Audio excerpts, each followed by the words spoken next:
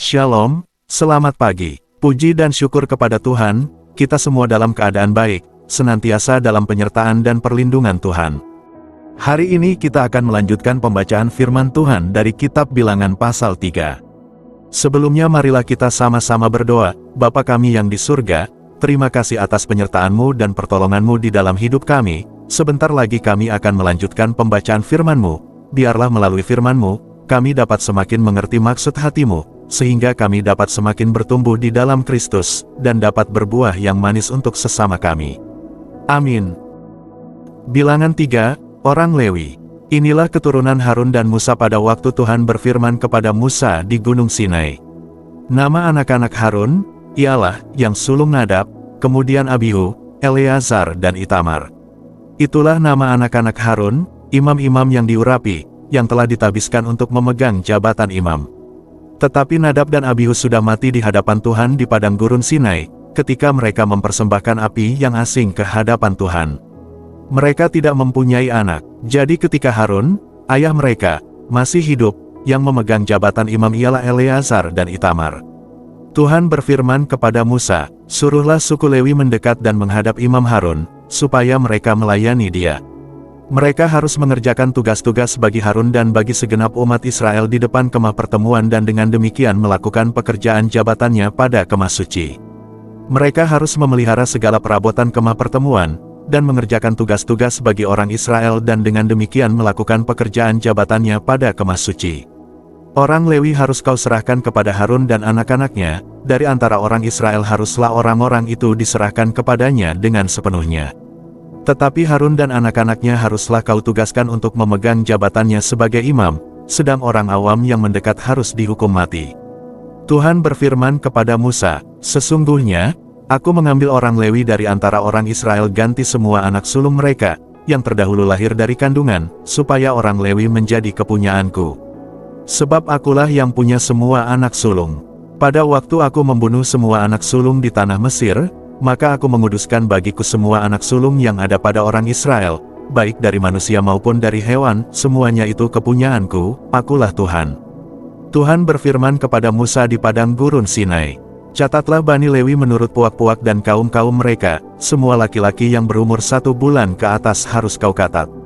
Lalu Musa mencatat mereka sesuai dengan titah Tuhan, seperti yang diperintahkan kepadanya.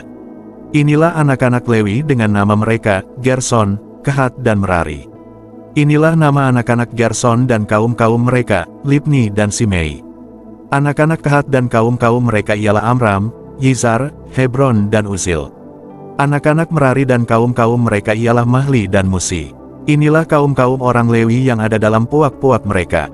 Puak Gerson terdiri dari kaum Libni dan kaum Simei, itulah kaum-kaum Gerson. Jumlah pencatatan mereka ketika semua laki-laki yang berumur 1 bulan ke atas dicatat ada 7.500 orang. Kaum-kaum Gerson ini berkemah di belakang kemah suci di sebelah barat. Pemimpin puak Gerson ialah Eliasaf bin Lael. Yang harus dipelihara oleh Bani Gerson dalam kemah pertemuan ialah kemah suci dan kemah dengan tudungnya, tirai pintu kemah pertemuan, layar pelataran dan tirai pintu pelataran yang ada sekeliling kemah suci dan mezbah, dan talinya, termasuk segala pekerjaan yang berhubungan dengan semuanya itu. Puak Kehat terdiri dari kaum Amram, kaum Yizar, kaum Hebron dan kaum Uzil, itulah kaum-kaum Kehat. Jumlah pencatatan mereka ketika semua laki-laki yang berumur 1 bulan ke atas dicatat ada 8.600 orang, yakni mereka yang memelihara barang-barang kudus. Kaum-kaum Bani Kehat ini berkemah pada sisi kemah suci sebelah selatan. Pemimpin puak Kehat dan kaum-kaumnya ialah Elisafan bin Uzil. Yang harus dipelihara mereka ialah tabut, meja, kandil, mezbah-mezbah, perkakas tempat kudus yang dipakai untuk menyelenggarakan ibadah, juga tirai, termasuk segala pekerjaan yang berhubungan dengan semuanya itu. Adapun pemimpin tertinggi orang Lewi ialah Eleazar, anak Imam Harun, yang mengawasi mereka yang memelihara barang-barang kudus. Puak Merari terdiri dari kaum Mahli dan kaum Musi, itulah kaum-kaum Merari. Jumlah pencatatan mereka ketika semua laki-laki yang berumur 1 bulan ke atas dicatat ada 6.200 orang. Pemimpin puak Merari dan kaum-kaumnya ialah Zuril bin Abihail. Mereka berkemah pada sisi kemah suci sebelah utara.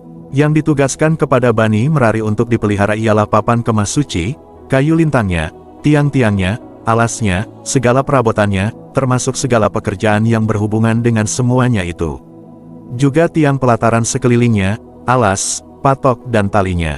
Yang berkemah di depan kemah suci di sebelah timur, di depan kemah pertemuan, ialah Musa, dan Harun serta anak-anaknya, yang mengerjakan tugas pemeliharaan tempat kudus bagi orang Israel, tetapi orang awam yang mendekat, haruslah dihukum mati. Jumlah orang Lewi yang sesuai dengan titah Tuhan dicatat oleh Musa dan Harun, menurut kaum-kaum mereka, yakni semua laki-laki yang berumur 1 bulan ke atas, ada 22.000 orang. Lalu berfirmanlah Tuhan kepada Musa, catatlah semua anak sulung laki-laki Israel yang berumur 1 bulan ke atas, lalu hitunglah jumlah mereka. Dan ambillah orang-orang Lewi bagiku, akulah Tuhan, sebagai ganti semua anak sulung yang ada pada orang Israel, juga hewan orang Lewi ganti semua anak sulung di antara hewan orang Israel. Maka Musa mencatat semua anak sulung yang ada pada orang Israel, seperti yang diperintahkan Tuhan kepadanya. Semua anak sulung laki-laki yang dicatat namanya dalam pencatatan itu, yakni yang berumur 1 bulan ke atas, ada 22.273 orang.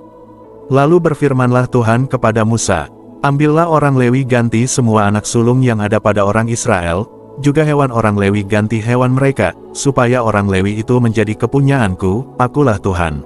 Sebagai uang tebusan untuk ke-273 anak sulung Israel yang melebihi jumlah orang Lewi itu.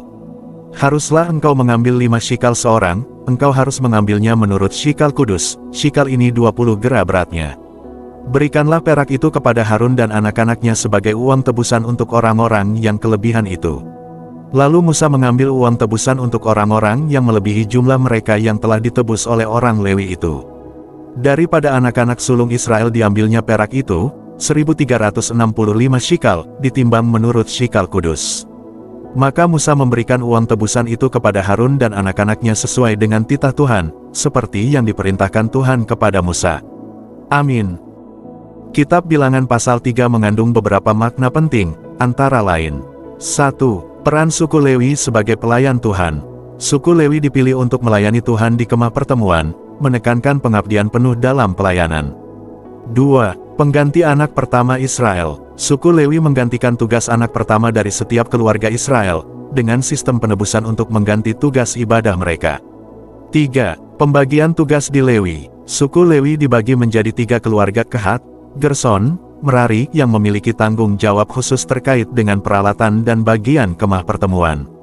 4. Penghitungan jumlah Lewi. Penghitungan anggota Lewi menunjukkan pentingnya suku ini dalam struktur sosial dan keagamaan. Dengan banyaknya jumlah dibandingkan anak pertama Israel. Penebusan anak pertama sebagai simbol kesucian.